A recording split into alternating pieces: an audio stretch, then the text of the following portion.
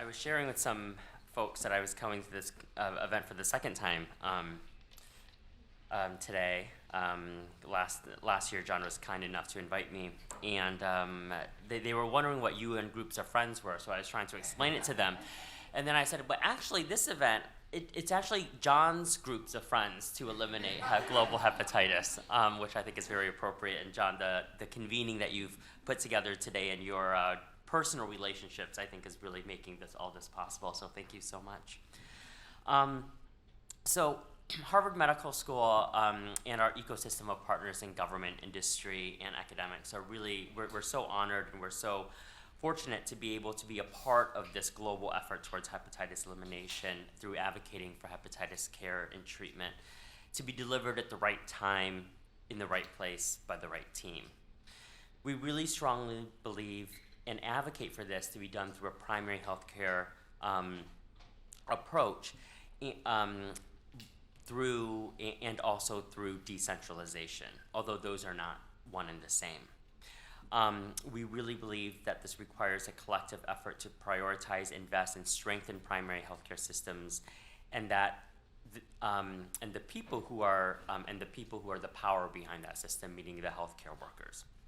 But I think over the course of our engagement in this space and in the space of strengthening primary care in general over the last decade, we also really believe that there's another source of power in the primary care system, and that is the patients in the communities served by these systems.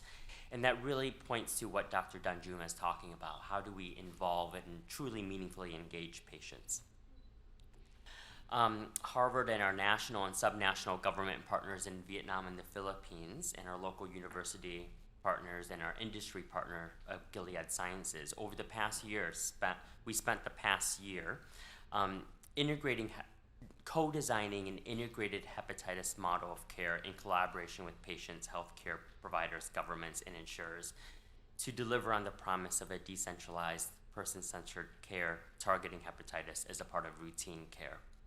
This process over the last year has been extremely challenging and time-consuming because you can put people in a room together, multiple stakeholders, but getting them to talk to each other, work together, and contribute towards a meaningful goal has actually been quite a challenge, and also an investment of time, energy, and a building of trust.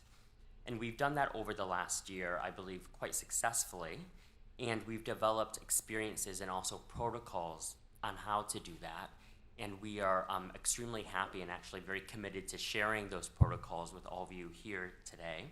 And we believe that those protocols can be contextualized for your countries and your localities, and that can really help shape your national and subnational plans. So we're really excited about that.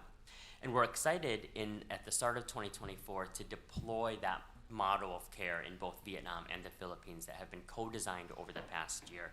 And we're really excited to share, hopefully at next year's convening, John, when you convene your friends again, those results. So in the meantime, this has been a really productive time for my team and myself to hear on all the different global experiences. And thank you so much to John and Lindsay and all the organizers for this great discussion.